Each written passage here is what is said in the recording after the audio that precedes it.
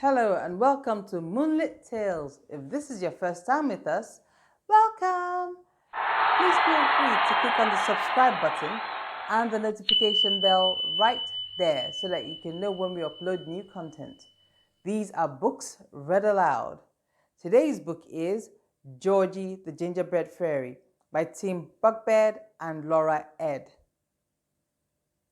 Let's see what kind of mischief gingerbread fairies get up to. And exactly what do gingerbread fairies do? Let's find out. Georgie the Gingerbread Fairy owned a famous Christmas shop, selling festive gingerbread with icing on the top. Every year, sweet swelling puffs would scent the winter air, the smell of baking gingerbread made with loving care.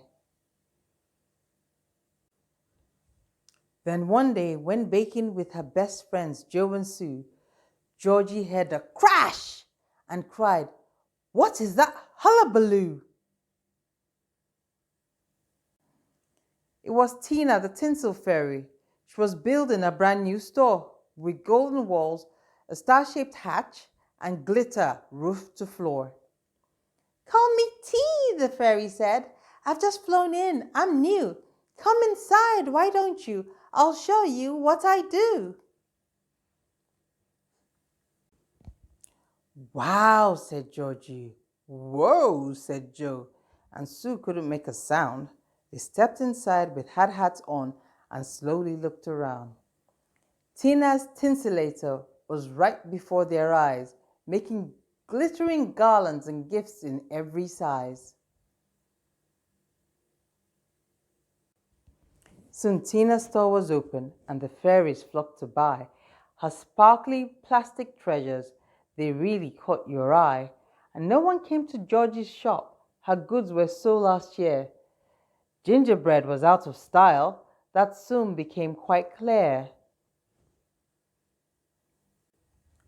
So Georgie tried her very best to make her shop more inviting, but next to glitter, gingerbread just did not look exciting.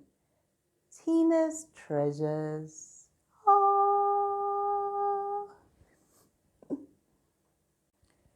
Turning off her oven and locking up the door, Georgie thought, "They don't need me or gingerbread anymore."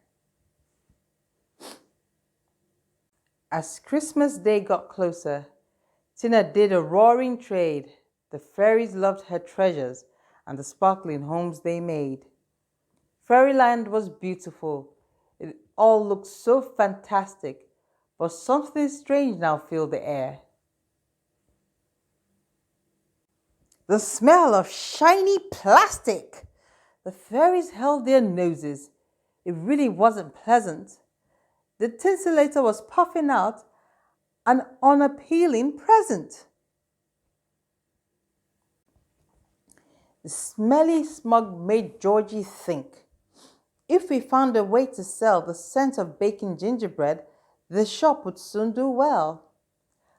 I think I gave up far too soon. I really can't turn down the chance to let tradition save Christmas in our town.